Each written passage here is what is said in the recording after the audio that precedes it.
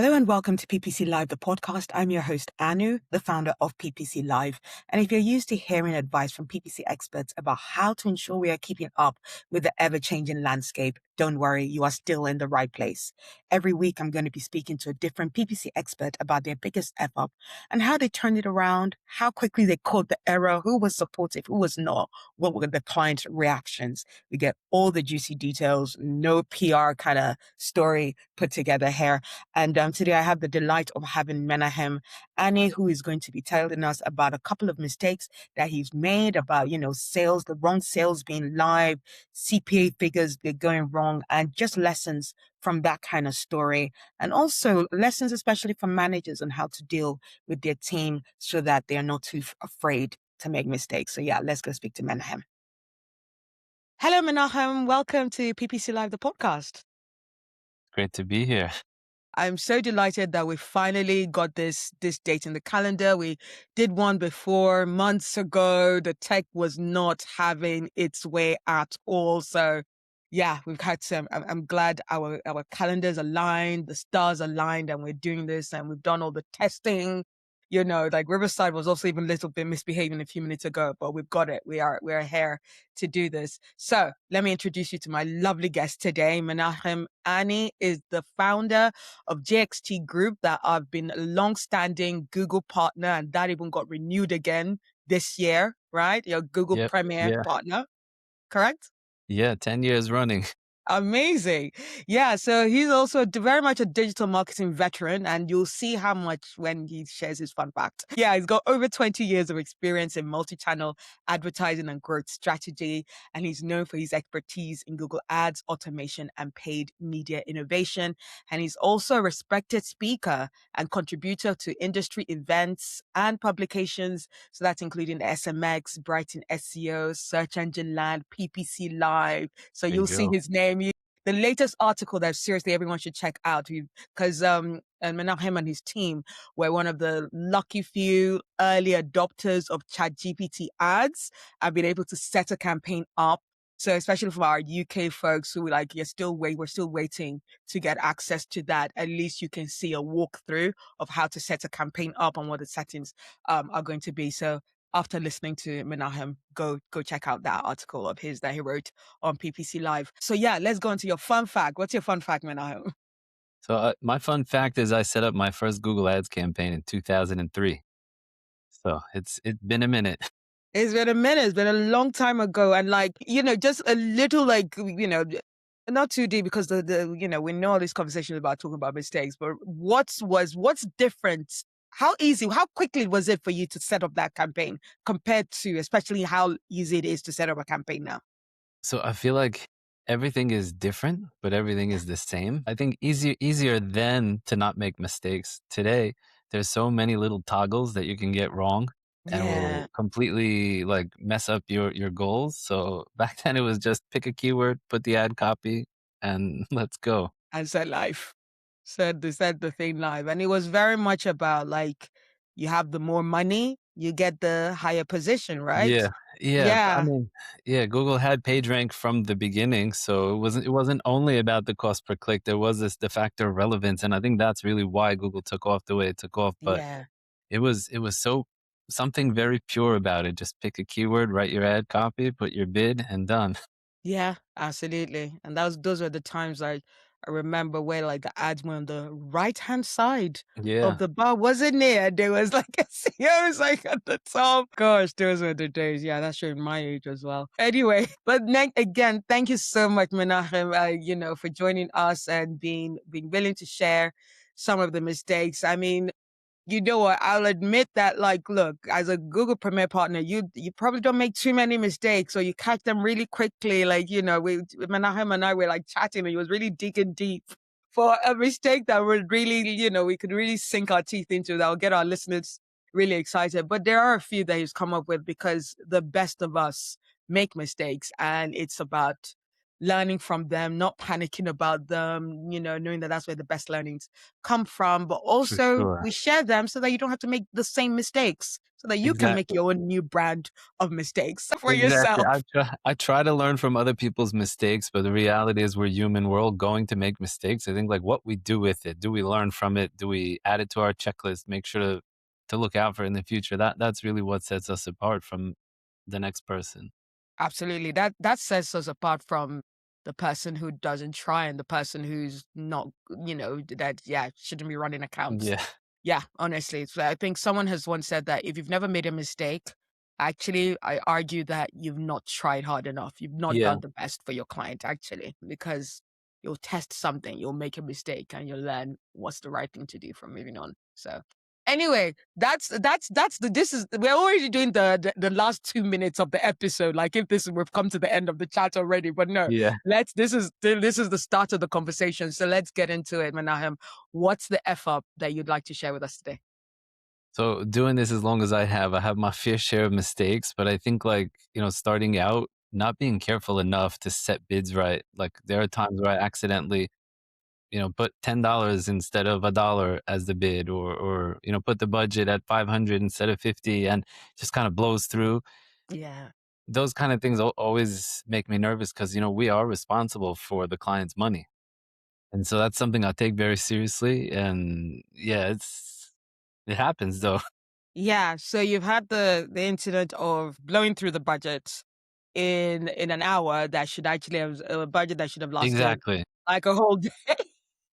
What and how did but is that one of the ones that you caught quickly, or did the client find out about it? What were they like? Yeah, I mean, so, we caught it pretty quickly, but it was definitely a rough conversation with the client. Like you're starting off a new campaign, trying to get Mm, off on a good footing with a client, and then boom. Now you kind of look like, do you even know what you're doing? And so it's a rough conversation, tough to navigate, but like, thankfully we caught it pretty quickly and reverted it, but it only affected about 24 hours of spend. But I've seen cases where stuff like that were done before a weekend, let's say, and then you don't even yeah. catch it till Monday, and it's like, oh, Nothing spent, or the budget ended after an hour and was supposed to spend all through the weekend, and you're literally looking at it saying yeah, that, oh yeah, yes, nothing spent, and how you actually have to explain that. yeah. Yeah. I mean, that's something that I've also learned is never launch anything new before a weekend. Yeah, we cannot say that enough. Like legit, if we give that as a lesson for every single episode, that will not be too much. Yeah. Never launch stuff on a Friday, people. Like Thankfully, seriously. that one wasn't my screw up, but there was a time when I was working in house a bunch of years ago, and we had hired an agency. Yeah. They paused every single campaign, launched a complete new setup on a Friday morning, and then they walked out for the weekend. My God. And they probably left early because that's what we all do. Is Friday, Yeah. you have a drink with lunch and then you don't necessarily come back to the desk after lunch. Yeah, yeah, and so it's like my nature is to be overly cautious, but like, Yeah. like I try to learn from other people's mistakes, but I think as humans, we learn better from our own mistakes. And so like Yes. even my own, which, may not have been as bad, was still pretty bad and it kind of blew through the whole budget in a couple of hours, but like you learn very quickly. Now double check everything. Make sure you got it right. And a lot of people get annoyed when you change a budget in Google now. You got to do two-factor authentication. Okay. Every time one of those pop up, if you change your budget too much, I'm kind of like, okay, slow down. You got this. Right, right. Okay, okay. So even Google has put like measures in place that if it feels like you're changing your budget too much, Yeah. Yeah. it So kind of now if for example you change your bid from $1 to $10, it'll ask you twice, like, hey, that looks like a big increase. Do you want to save it? But then there are other ones where it's more for security in case an account gets hacked. If you change a budget, pretty drastically, it'll You know it'll what ask you for I two could have done factor. with that? Because I have made the mistake. I know, like, every once in a while, I share my stories, and I'm like, I have made the mistake of Yeah. where the bid was supposed to be 20 pence, 20p, or like 20 cents, and I Yeah. made it 20 pounds. For like Yeah. 20, Well, we've and it all was done just that. like, yeah, blue. And then this was a company where I'd already handed in like my notice. So like I was leaving, I was about to leave in the next few weeks. So my manager was like, oh, so you're leaving. So you're just doing whatever with the accounts. I was like, Yeah. no, it was an honest Yeah. mistake. I felt so bad, but yeah. Yeah. Yeah. But there was another kind of mistake that you were gonna share, right? And I've made so many mistakes. Yeah, I think because like another one that we're I only think 10 minutes about. in. We can't leave. We can't say that that's the only one we're gonna share now. Yeah, I think like there's certain ones that kind of stick with you. They're like another one, for example, is a client had launched a promotion and then the sale ended and we were supposed to update all the ad copy. And like we went through all the campaigns, cleaned it all out. But like, there's different toggles. It's like there's RSA ads. Back in the day, there was ETAs also, and we missed one. Yes. And like it still had, the client's like, why is this still there? I'm like, oops. Like Oops. again, Yeah. it's not a huge world-ending mistake, but like No. it makes us look like we don't know what we're doing. Yes. All these kind of things, like they kind of stack up in my brain to be a little more cautious and more Yes. thorough checklists. And but yeah, Yeah. Yeah. The sales one is, I definitely think that it is an important one because they're all, especially you've always worked with like retail clients, e-commerce clients mostly, haven't you? yeah. I mean, we do both. We do e-commerce and lead gen, but yeah, it's always like important to get that piece right because otherwise, then he has customers like, hey, it says you have a sale. Come to the website. There's no Right. sale. So Yeah. So knock-on effect on conversion rate, you everything. with your customers of what's happening. Those things are very, very important. Like, what are the things that what are, maybe even especially like with like the CPCs, because that's very interesting, the fact that yeah, the Google thing now stops you from making too high a budget change or too high a bid change, or at least alerts you beforehand. But what are like some of the signs that you'd say that you missed beforehand that made you go, if I picked up on that? Well, you picked on them quite early, but if you hadn't done those things, those mistakes, what could have prevented the mistakes from happening? That's really just what I'm trying to get to. So I think really just double checking your work, having very thorough checklists Yeah. of, like don't make certain changes, double check your changes, those kind of things really, it's attention to detail more than anything. But I think the other piece that I think about a lot is slow down. Like, go Mhm. slow to go fast. Like, if you move too fast, do too many things in one shot, it's much easier to make mistakes.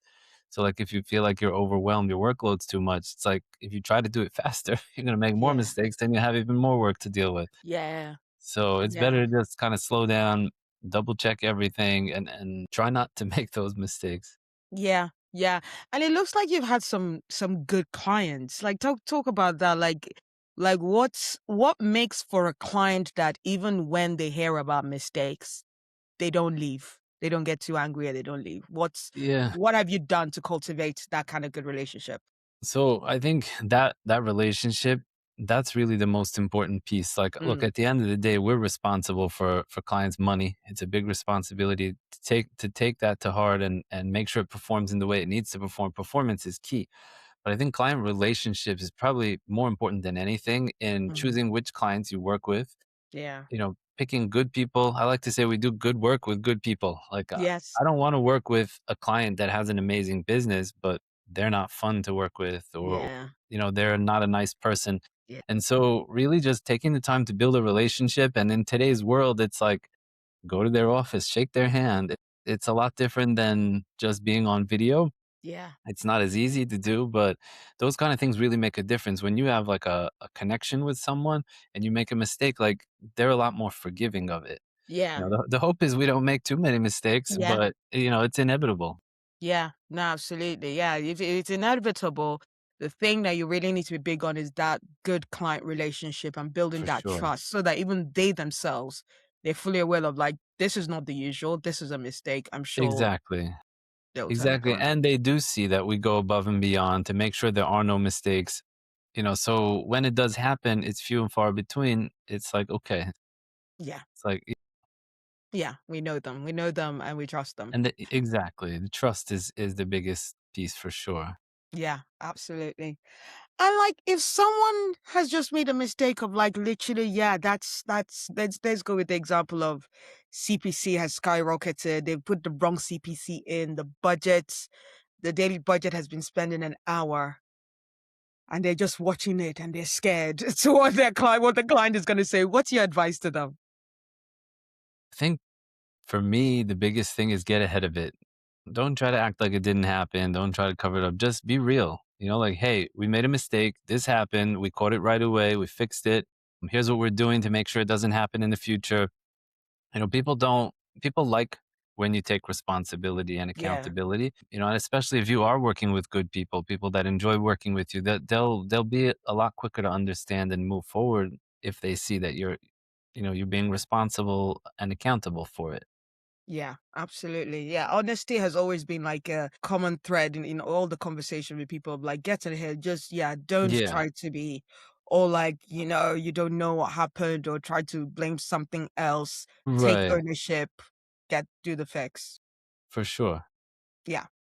Okay, to be fair, you've given us so much insights for that one, and there's so much else to even talk about in our industry. So, yeah, let's go on to talking to like our next segment now, talking about mistakes that you've maybe seen or perceived when, let's say, you're auditing an account, you've won a new client, and what are some of like the common mistakes that keep reoccurring that you're really surprised by? Think like a lot of times I see campaigns that are not built around the business goals. Like it just Okay, almost seems like they launch a strategy for the sake of launching a strategy, but it doesn't really make sense with the business goal. And a lot of times that could be the wrong bid strategy, maybe going after a target CPA when the client's interested in ROAS, or things like a lot of times you'll just have campaigns set up which are really just milking bottom funnel traffic, not really driving new customers. yeah, I mean, there's so much of that, or I see people using campaigns that are meant to work one way in a completely different way. yeah, Like, for example, I see people launch a PMAX retargeting campaign.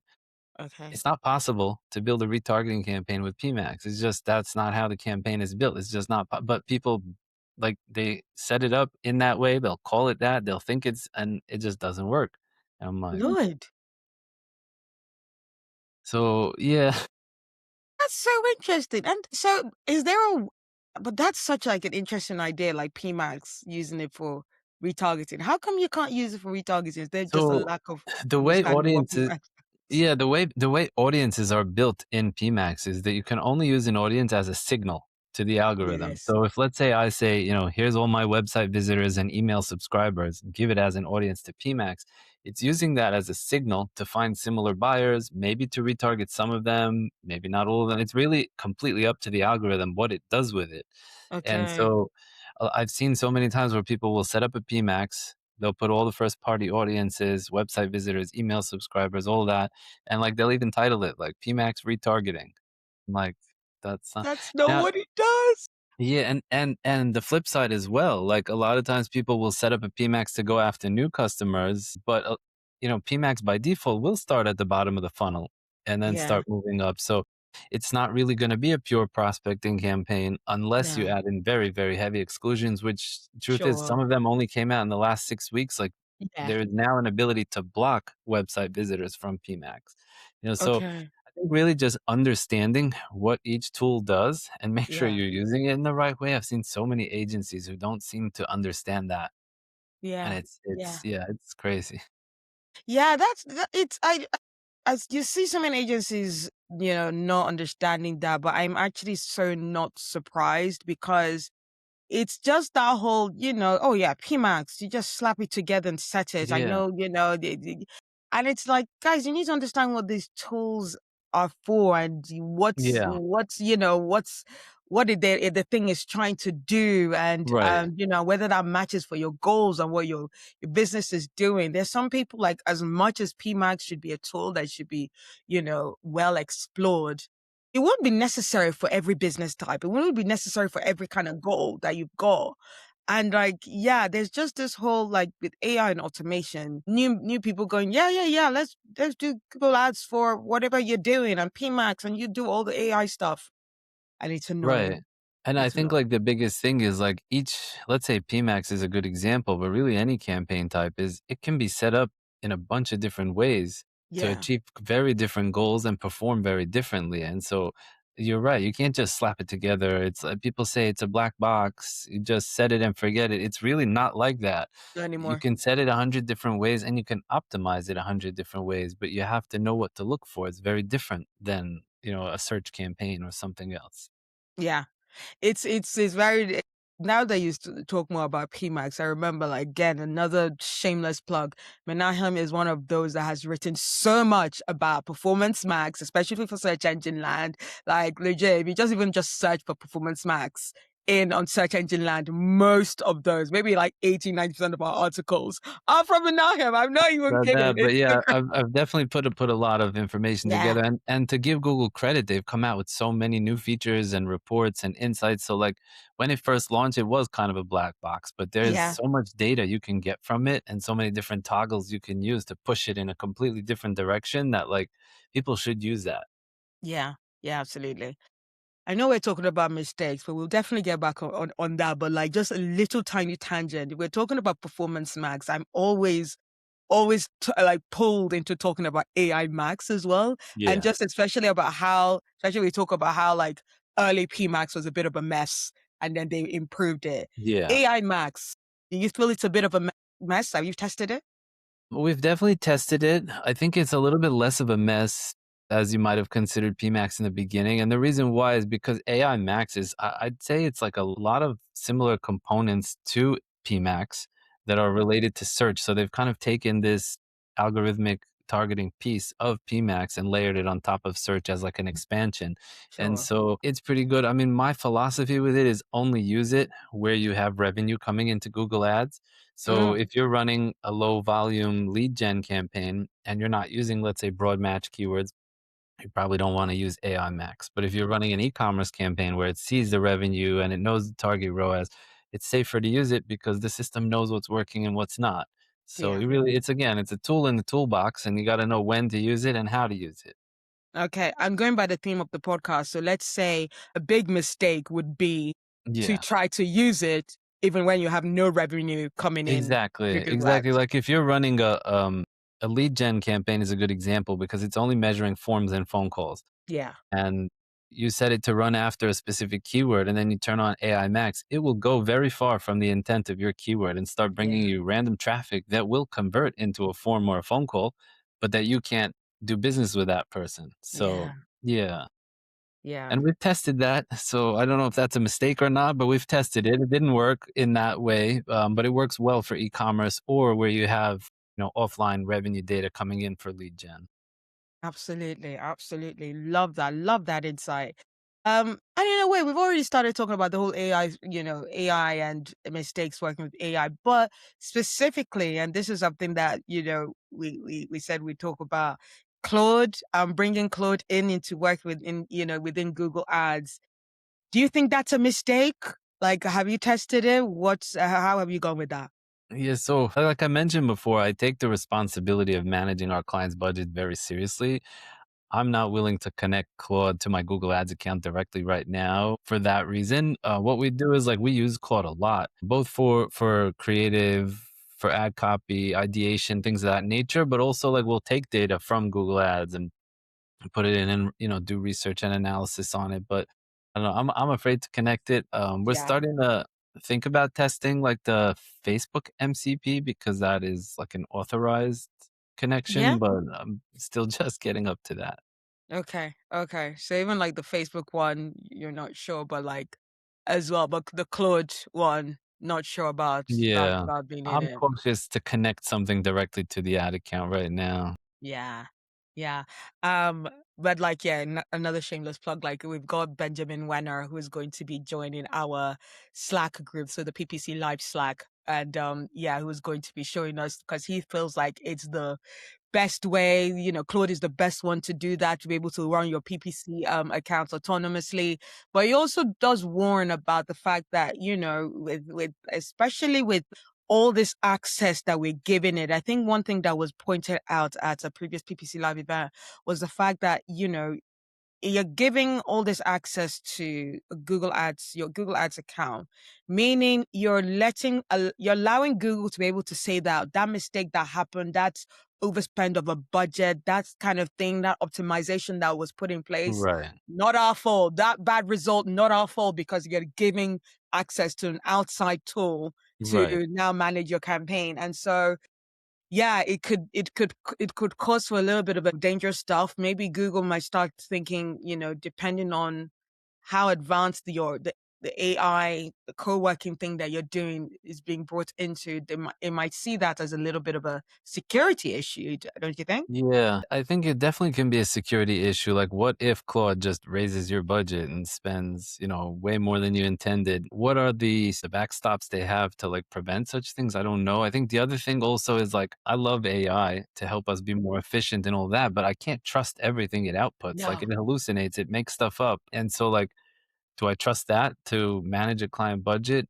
Not really. And so, like anything that we get from AI, you got to double check it, make sure it's real. So, I think that's a mistake that is very easy to make. Is just trust but not verify. Yeah, yeah. When you just trust it and not very, just leave it, just setting it and forgetting it.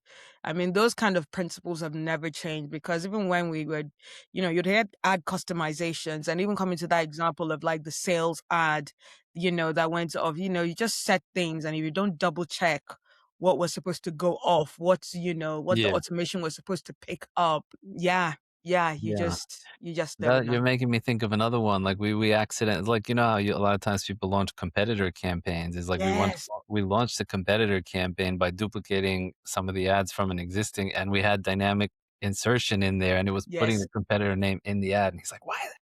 Oh my Like, "Oh, gosh. shoot." But Yeah. thankfully, we caught it quickly and took it out. Yeah, yeah, exactly. That whole copying and pasting campaigns, Yeah, gotta be really careful because there'll be yeah, some setting in the original one that you don't want copied, that kind of exactly. stuff. And so, like, now, Absolutely. most of the time, we'll either launch a new campaign or do it in Google Ads Editor, where we double check everything before publishing. And so, yeah, again, like, these are all mistakes we learned from. Amazing. Well, you know what? I don't think I can't think of a better person to ask this question to as well in terms of like, you've got a great team. You've been with building your team for 10 years. You guys are a Google Premier partner. And you talk about you're being very, very open here, talking about mistakes. And I think sometimes you need to hear some other I've worked with some managers who are like, no, no, no, we don't make mistakes. We can't, there's no room for that. Try to Why minimize. that I found that very weird, and I've seen like people like juniors being scared away from the whole industry because of that. They're like, "Wow, if I make a mistake, I might get fired," and you get so scared, and people leave. But like, tell us why is it important that we actually share about mistakes, and how should managers be with their staff, with their employees when it comes to speaking out about mistakes? So, I think, like, look, I don't like when we make mistakes. I think, like, is it a preventable mistake? Like, is it a mistake that we could have avoided by following the process better? In that Mm, case, like, it's upsetting when we make a mistake. But if it's like, human error, like something, that's not usual, or like, we all make mistakes. We are human. But I think, like, as a manager, yeah, the team's gonna have to follow the checklist, make sure to double check everything, make sure not to move too fast. But at the same time, like, when a mistake does happen, is I try to treat it with grace and be kind about it, because I know I've done the same thing. As long as it becomes a learning experience, that's the yeah, biggest thing for me. Is like, what do we take away from it? If the answer is like, like, too bad, I made a mistake, or the person's not learning from it, that's not good. But if their response is like, I totally see what I did wrong there, I see why I did it, and I'm going to try to do better in the future, then that's the best you can ask for. absolutely, absolutely. It's the best thing asked for, and managers you just need to be a bit just giving your team grace. I mean, obviously, it's not about seeing the same person making the same mistake over and Exactly, over again exactly. That and just that's not okay. sweeping it off of the rug. That's not okay. That is If not someone is okay. clearly not trying to learn from their mistake, yeah, Yeah, yeah, I'm not saying we should make mistakes all day, but if it does happen few and far between, we need to be kind about it for sure. And again, making sure we're learning from it. absolutely, absolutely. Learning from the mistakes is the biggest thing. I think that's what we really need to be fully aware of as we go into this, as we're very much within in this AI Yeah, world. But realizing the mistakes will happen, as you said, because there's so many, as you said at the beginning, there's so many more toggles that you can get wrong. Before, yeah, when you started that first campaign, 2003, keywords, ad copy. Now there's so many different kind of toggles. There's so many different kind of like AI and yeah, targeting that you could get right or you get wrong. So yeah, keep an eye on them as we go into this brave new AI world. Use it, yeah, but also be aware of the mistakes that you could make. yeah, 100%.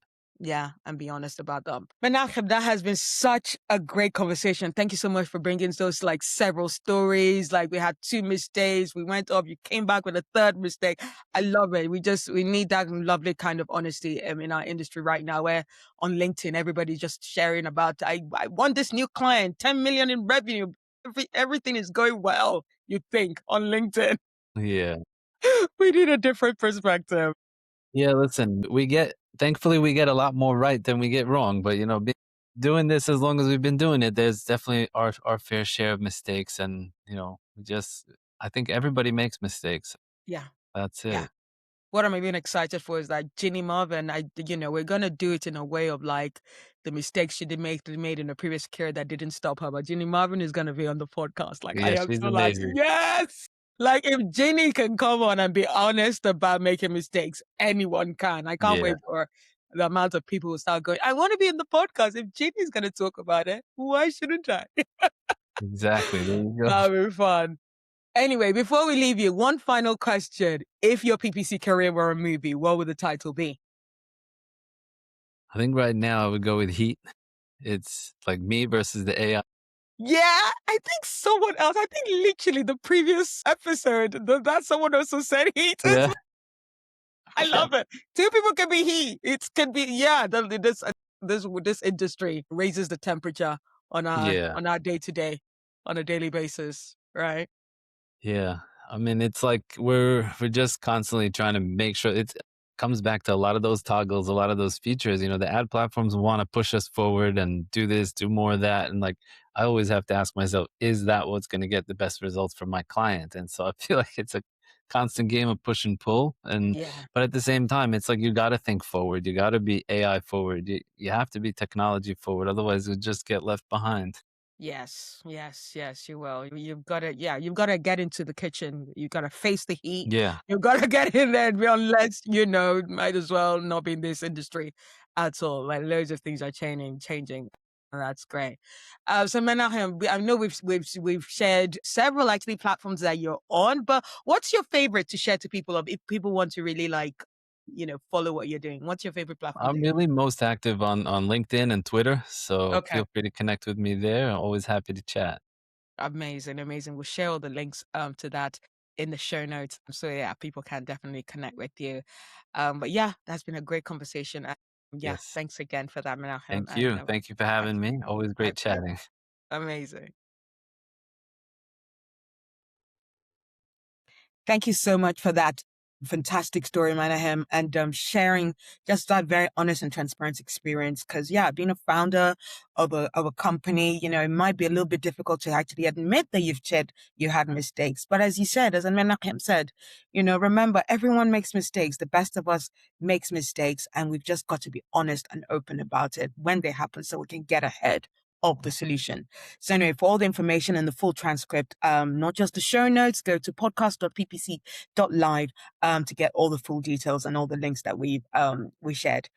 So yeah, in terms of PPC Live event updates, the sun is shining on me because I am in Portugal right now, but so will it be on July the 29th, sun shining for our PPC Live event, because we're going to have it during the daytime. We're going to have it from 1:30 p.m. We've got 4 fantastic speakers because it's our 4th birthday of PPC Live. So I'd love for you to join me there and join and celebrate, such an accomplishment of, you guys following this journey with me. And yeah, there's going to be food, drinks, partying. There's going to be an after party where there's going to be in a beer garden nearby. So yeah, make sure you don't miss it.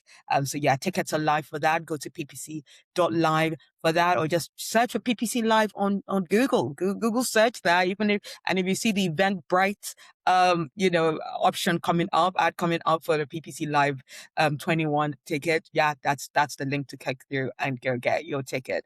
We're on early bird sale right now. That's gonna end in we've got still some weeks to go for that one, but there are going to be 2 price bumps. We're going to have a final ticket sale, but also a lastminute.com price bump. So yeah, for those people who leave things till the week of, you might be in for a surprise, but you definitely don't want to miss it. Either way, it's going to be an amazing party.